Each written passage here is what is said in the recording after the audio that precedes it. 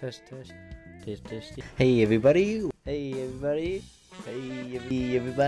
What's up? It is your one and only host, me, Scotty G. Hey there.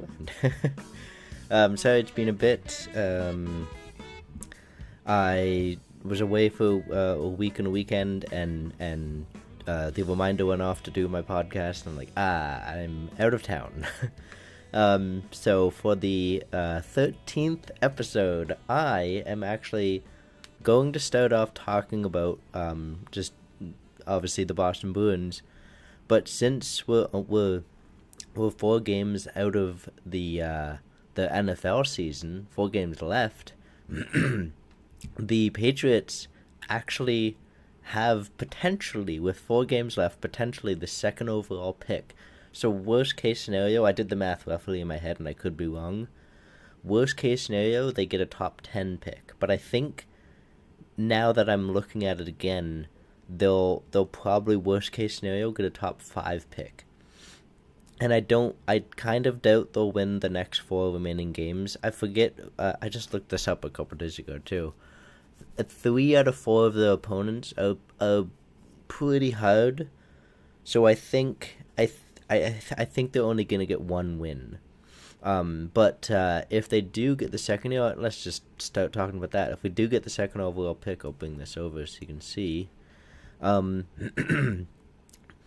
So for some reason, this guy, he's obviously a well-known NFL reporter, but for some reason he says that the Patriots will have the first overall pick. But I mean, technically the Bears, if they win, the only way the Bears could get the second overall pick is if they, I think there's 4 games left, so if they win 3 out of the 4 and the Patriots lose 3 out of the 4, something like that. I don't know, something like that, but I highly doubt it. But the Patriots with the second overall pick, this guy actually changed, oh no he didn't, sorry, never mind. This is actually a great Belichick draft, because the Patriots have the second overall pick. Worst case scenario, they have a top 5 pick. And there's a decent amount of like good quarterbacks right now. So you obviously have where is he? You have Caleb Williams, the unanimous probably going to go number 1 quarterback, but the Bears have been very high on Justin Fields. So there is a small possibility that the Bears don't pick a quarterback, which would be ludicrous because they've been terrible for years, and for some reason they keep thinking Justin Fields is the guy, but he's not. I don't know why they keep thinking he is the guy. But if they do pick a quarterback, the Patriots are in an ideal situation. They're either going to pick Drake May, or they're going to pick Caleb Williams, or they're going to pick Jaden Daniels, the guy who just won the Heisman. Regardless of who they pick, the Patriots are still left with a top quarterback, either the Heisman winner, the unanimous number 1, or the unanimous number 2. Like, that's a very ideal situation. But we do know Belichick doing his Belichick thing, and he tends to trade down. But he's never had this high of a draft pick before. Like I said, he's made some questionable moves in the past that have worked out, obviously, in his favor. But he's not stupid. I think if he has the second overall pick, he's gonna take the second overall best guy. But if they do end up trading down, there's still loads of options for them to pick. Like Marvin Harris Jr. is a great wide receiver to help the quarterback. They could draft another quarterback. Bo Nix is here. Bo Nix is here. There was another quarterback I thought. Anyways, yeah, it's a good quarterback. It's a good draft for Belichick, because if he trades down, he's just helping the quarterback one way or another. If he drafts a wide receiver, helping a quarterback. If he drafts a quarterback, it's a quarterback battle, and he loves his quarterback battles. So there is a high chance he takes a quarterback. Which one? That depends on where he ends up in the standings. If he does trade down, which kind of likely, I think kind of likely. But I will say he didn't trade down when he drafted Mac Jones at 14. And he obviously must have liked Mac Jones enough to stay where he was. He never trades up. Bill Belichick never trades up. So I think if they do get a 2 to 5 or 1, maybe they lose the remainder and the Bears win. If they do get 1, then Bill, again, he's not stupid. He's going to take Caleb Williams or Jaden Daniel. I think he's going to take a quarterback if he has a top 3 pick. If he has a top 4 to lower, or he trades down because for some reason he doesn't like the quarterbacks, he could take Marvin Harris. He could take, there's actually a high edge, I don't know where he is. Oh, high edge, ironically his name is Dallas and he plays for Alabama. A high edge from Alabama because he loves drafting guys from Alabama, which again just kind of helps the quarterback because it helps the defense. The defense helps the quarterback. If you have a good defense, it's less work for the quarterback. So this is a very good draft for Belichick. The only position that I hope he doesn't pick this high, unless he trades down, is tight end and offensive tackle. At least this high. If he does trade down to top 5, or they end up getting top 5, then yeah, take an O-lineman, because this draft is filled with O-linemen. This draft is also filled with wide receivers. But a lot of people are saying this is a bad draft, but I really don't think so. You have three top three quarterbacks. You have a top, basically the first, I'd say top 7 guys are top 5 guys. The Patriots are in an ideal situation. They're 2-11. I forget what their actual record is, but they're 2-11 right now. Or 2-9, I think. And even if they win the remainder games, they would only be 3, 4, 5, and 9. Which is still terrible, and that's still a top 5 pick. Again, my math could be wrong. It doesn't really matter. But I think this is going to be an ideal draft for Belichick. And they do actually have, I thought they did, I guess it's not showing, I'm pretty sure they do. They have a late first round pick. So, let's say they go and draft Marvin Harris, because both the 3 quarterbacks are taken. They could draft Marvin Harris and then draft Bo Nix later, or draft a second round quarterback later and just build them up. Then you have a star wide receiver. It's camera's backwards. You have a star wide receiver and a potentially star quarterback. But in Belichick fashion, I think he's been kind of doing it backwards. He's building up the wide receivers first, and then getting a quarterback, which I don't know if it's the greatest option. He's getting veteran wide receivers, and that's not necessarily working out for him. And I think he's noticing that. I think he's noticing I have to get a top quarterback first, then build out my wide receivers. I think that's why they were having such a terrible year, because they took veteran wide receivers who know the game, who know how to play the game, and gave them a rookie quarterback who, yeah, he's not a rookie anymore. He's 3 years into the league, I believe, maybe 2. I definitely know he wasn't drafted last year, because Gonzalez was drafted last year, and what a terrible injury for that to happen. I really hope it's not a long-term injury, because that's gonna absolutely suck. I hope it's not a lingering thing. And it happened in week 3, and he was going to win the Rookie of the Year. Everything was going his way, and it just he got injured. But the same thing happened to McDavid, and now look at McDavid. He's a full-out star. And I'm glad they didn't rush him back. Like, I think they probably were going to if they were a good team this season.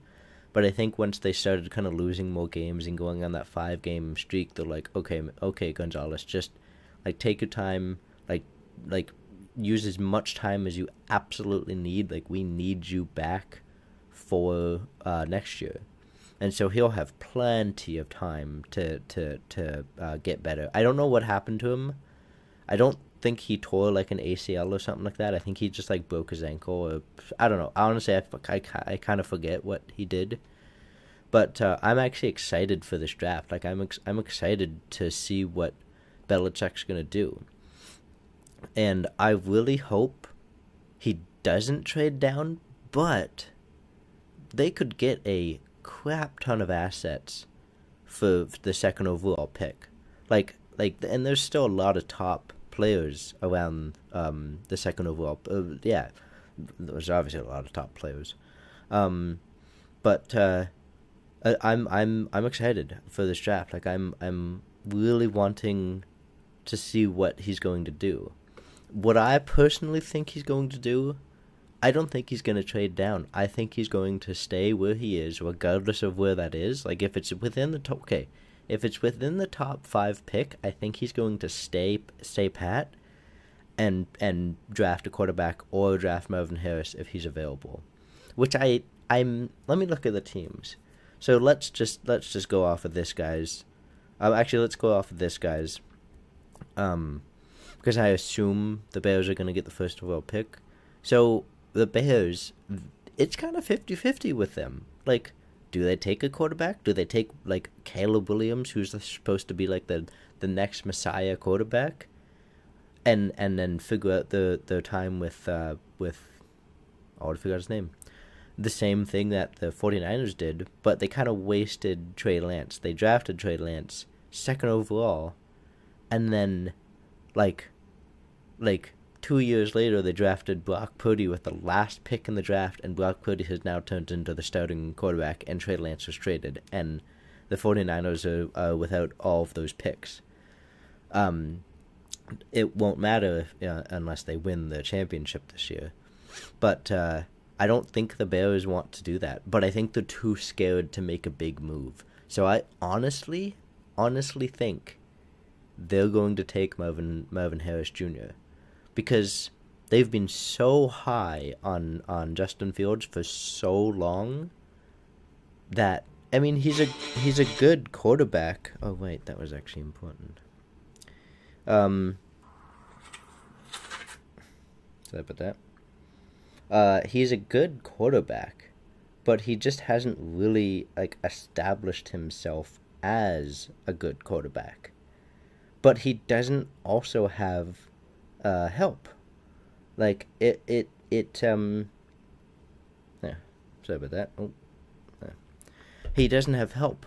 So there's a possibility that the Bears don't draft a quarterback. There is a possibility. Like, it's honestly 50-50. The first 50-50 first overall pick that I've actually seen.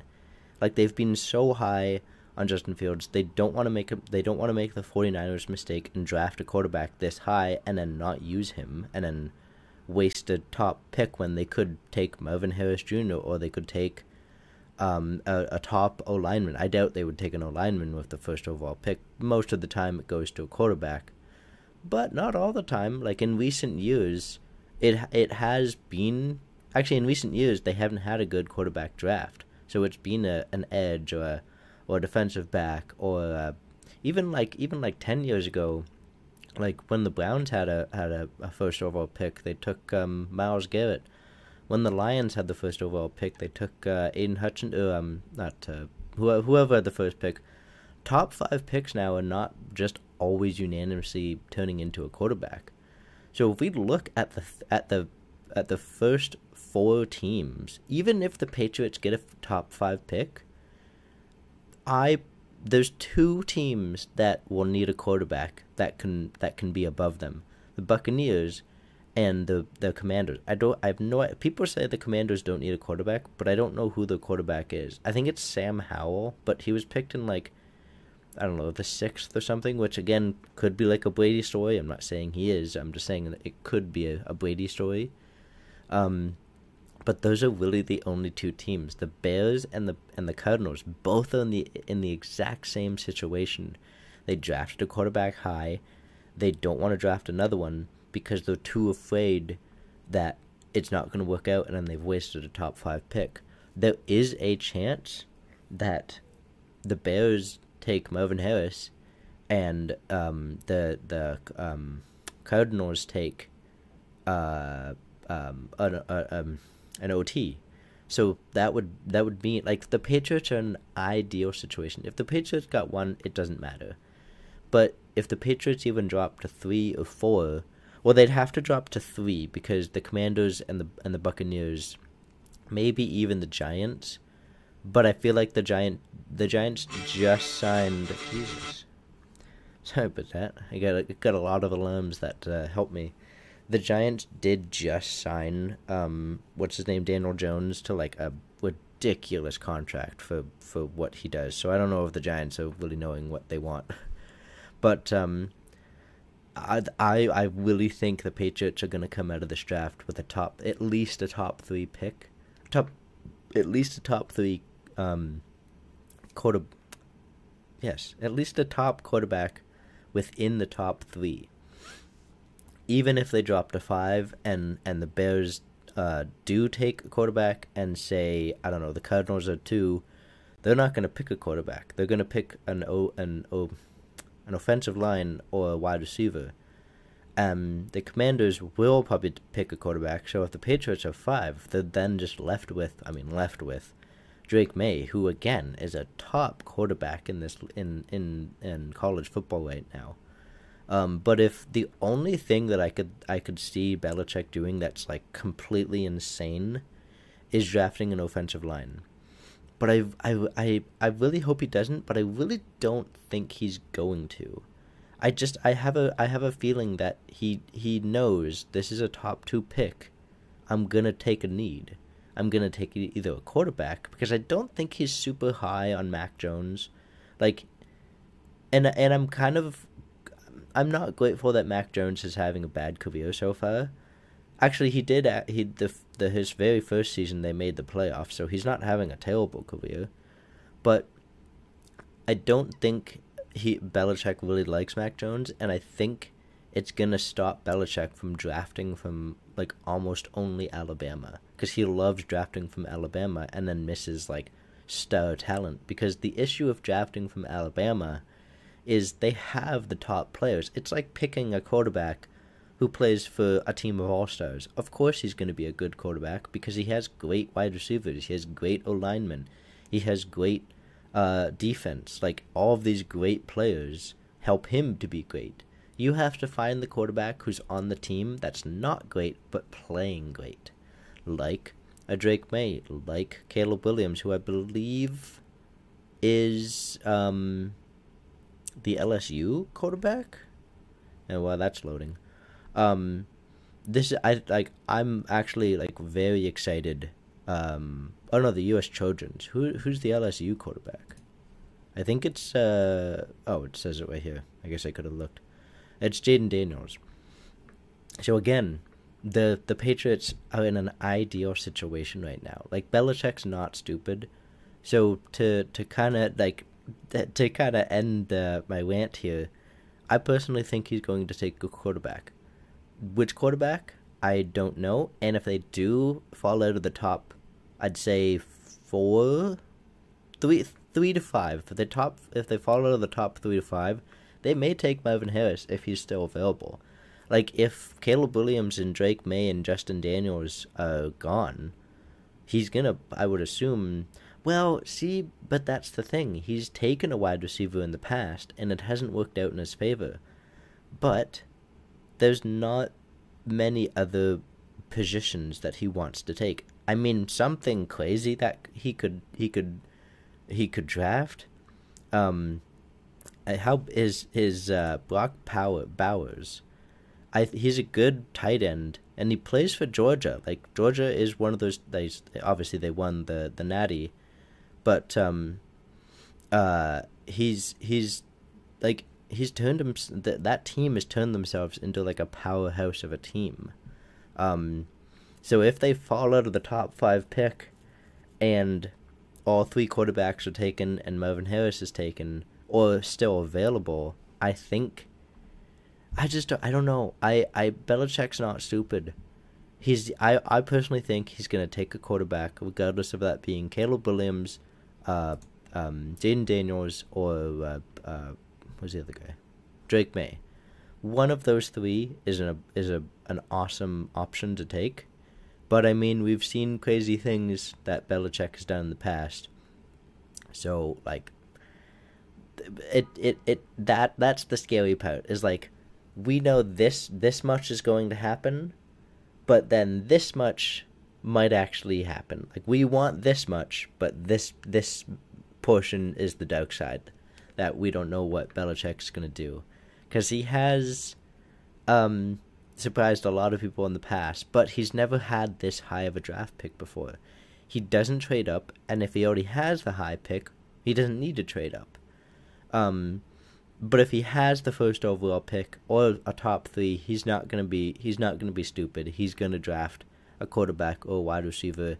He may even draft the Alabama edge, which again would be a weird choice, but not that weird. Still a top 5 pick. Like, it's not like he's drafting a guy like from day 2 with the 14th overall pick or something like he did last year with Cole Strange.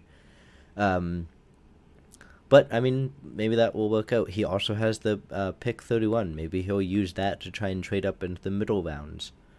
Or I don't know. But there's a lot of good options for Belichick right now. Like, the only wrong thing that he could do is draft an O-lineman this high, unless in the standings they win the remainder 4, or he trades down, which I don't think he's going to do with this high of a pick. He does know he can get a lot of assets, but he wants to win now. So why would he build for the future? Like, he's never rebuilt the team. He's never tried to get a bunch of draft picks. If he's trading down later, he'll get an extra pick. Like, he's a smart trader. Like, he knows the value. So maybe he will trade. Like, there's a lot of variables of what Belichick could do right now, or not right now. In I think it's a month or so when they draft. No, sorry, maybe 2 months, because the next 4 weeks is the remainder month. But great options, just great options for him to pick right now. But my final consensus is, if everything remains the same and they have the second overall pick, and Caleb Williams is taken, I would assume they're going to take Jaden Daniels or Drake May. I keep forgetting Drake May because I don't know why. If Caleb Williams is there, I think he's going to take Caleb Williams. If they drop down or he trades down a couple picks, which I don't know if he would do that. I don't know if he would go from 2 to like 5. It just seems like a weird trade down for him. But if by the standings wise they do fall out of a top 2 pick, he might take Marvin Harris. But there's also he might not. I think he's 50-50 on Marvin Harris right now. If he falls out of a top 5 pick, or if he falls into a top 5 pick, there's still quarterbacks, there's still offensive linemen, there's a tight end, there's Kool-Aid McKinstry that he could take if he falls out of the top 5, and the quarterbacks are taken. So there's a lot of good options. I personally think and want him to take a quarterback, because a quarterback builds the team. They have Gonzalez next year. They had a good cornerback, and they have the 31st pick. Like, worst case scenario, they do fall out of the top 5 and all of the top players are taken. Take Kool-Aid and then take Bo Nix, or draft a second day quarterback. Like, it's a lot of good options. If you have this many top 5 quarterbacks this early, you can easily find another quarterback later on. I realized my podcast is coming to a short end, so I'm just going to move. Okay, I'm just going to cancel that then. Quickly talk about Boston. But just final point about the Patriots. I'm actually excited for this draft. I hope they draft a quarterback, but whoever they draft, I'm going to stand pat because I am a Pat. I'm a Pat forever, so let's go Pats. Now, my first favorite team, the Boston Bruins, who are still a dominant team right now. Like they were just on a 3-game skid. Out of the last 4 games, they've won 1 game, and they're still the top team in the Atlantic. Yeah, I get it's a little closer now, but they're still a top team. Like, that's the good thing about being early on, is you can take these losses and still be in a commanding lead. Like Pasternak doing amazing, Marchand doing amazing, Coyle having a fantastic year right now. I think he realizes he's got to step up his game, and he has. Like, he's near the end. I don't think this is his contract year, but he's near the end of his 5-year contract, and he's making it worth. Like, he's putting every penny on that ice right now. Pavel Zacha having a great year. I think this is his first full year. I want to say, I could be wrong. He might have been there last year. McAvoy, even JVR is doing amazing right now. Trent Frederick is really stepping up because of the whole situation with Lucic, which I won't talk about. I talked about last week. We're done with that. It sucks, but I mean, obviously, it's an unfortunate thing that happened to her, and an unfortunate thing that happened to him. I'm not saying he's the victim. She's the victim 100%. He's going through I don't know what it's called, like a player association program, something to help him.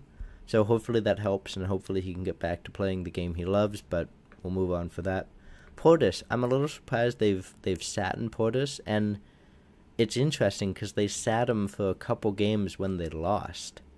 And I think he was a bigger factor than people assume, the coaches assumed. So I think they're going to put him back in, because like, he was doing pretty good, like 12 points in 25 games. I'm surprised he maybe they just sat him for 1 game. Anyways, that's pretty good. 12 points in 25 games for him having his very first season in the NFL and the NHL. Jake DeBrusk is not having a good season. Oh, sorry, not having a great season, but like an okay season. He is a +6, so like, he's helping his line mates. Denton Heinen he's a depth guy. He's on PTO. He just signed for a year. Fantastic player. Like, he's really helping the squad. Morgan Geekie hasn't really played much, but he has been helping the team a lot. Lindholm, Shattenkirk, Carlo. Everybody's been playing great. Does say Shattenkirk's on a -1, so maybe he's on a little bit of a down game right now. John Beecher was doing good there for a bit and then kind of fell off. But I think he'll be fine. He is a -5, and so is Lowry, but Mason Lowry has played 12 games. Like, we gotta give him some benefit of the doubt. He has 4 points in 12 games. Like, that's still pretty good. But I think these two guys are gonna pick up their mistakes and just keep learning, which I'm really glad that they're. I would have appreciated that they would be ready out of the gate, but nobody's Connor McDavid. Like, nobody's that ready out of the gate.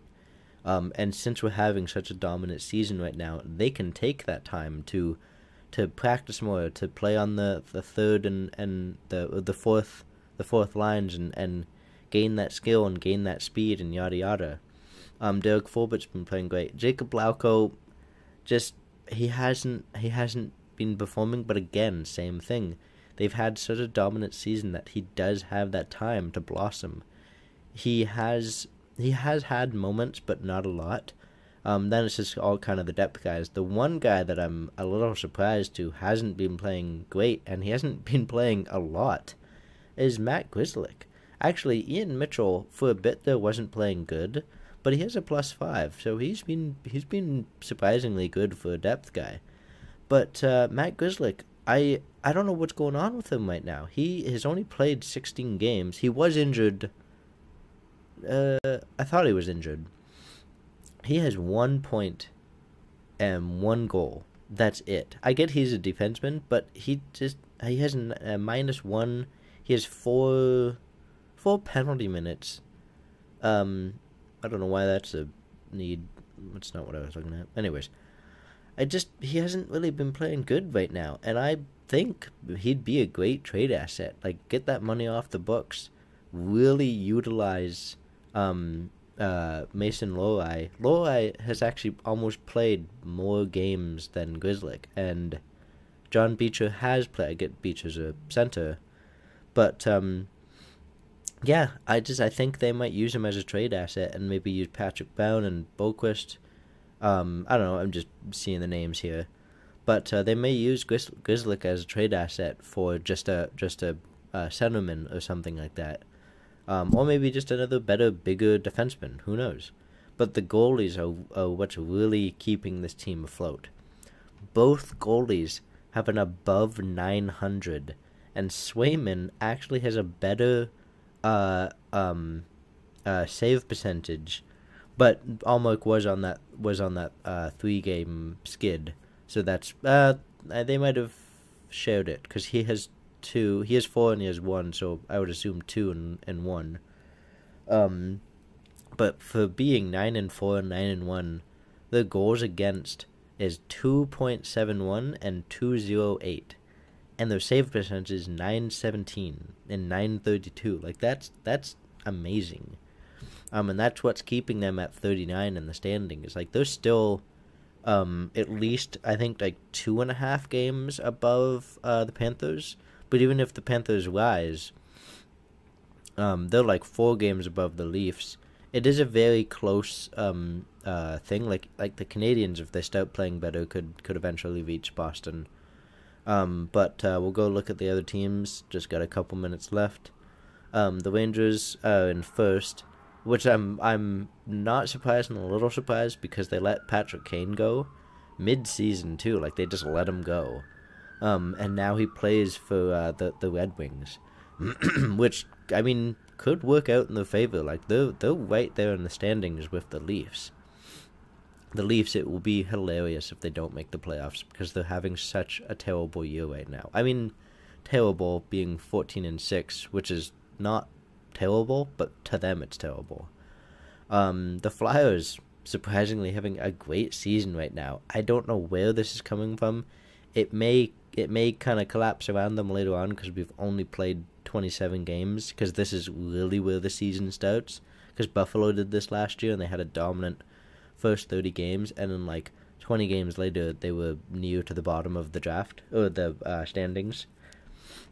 The Devils, they've completely collapsed. Like, everybody thought this is where Boston was going to be, but the Devils were just right there with Boston last year, and then kind of fell off a little, but still right there. And then they're obviously still playing above 500, and it is very close, like 1 or 2 wins, and they're back in second place.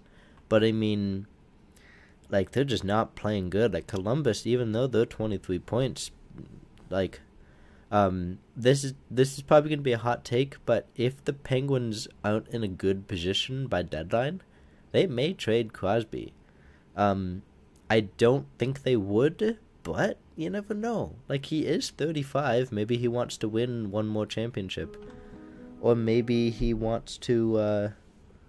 Or maybe he wants to retire as a Pittsburgh Penguin. He already has 2. Like, he doesn't really need another one, but he would probably prefer to win another one versus staying on the team and playing for a couple of years and playing like crap. And then the Atlantic, quite close, honestly. The Winnipeg Jets, again, I don't know where this season is coming from, but again, this is where the season is really starting. Like, 30 games in, this is where the kind of shit hits the fan. So we'll see the true teams.